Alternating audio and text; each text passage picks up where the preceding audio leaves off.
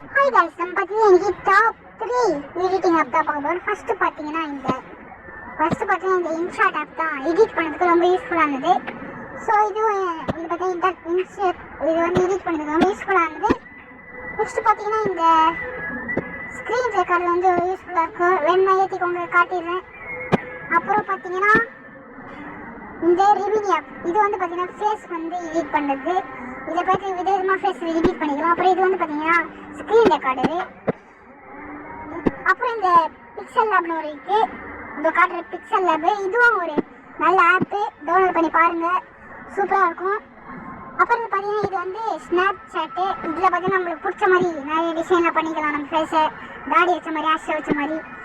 So இதில் வந்து உங்களுக்கு எந்த ஆப் நீங்கள் டவுன்லோட் பண்ணி கமெண்ட்டில் சொல்லுங்கள். ஓகே. அப்புறம் ஒரு ஸ்னாப்சீட்னு ஒரு ஆப் இருக்கும்.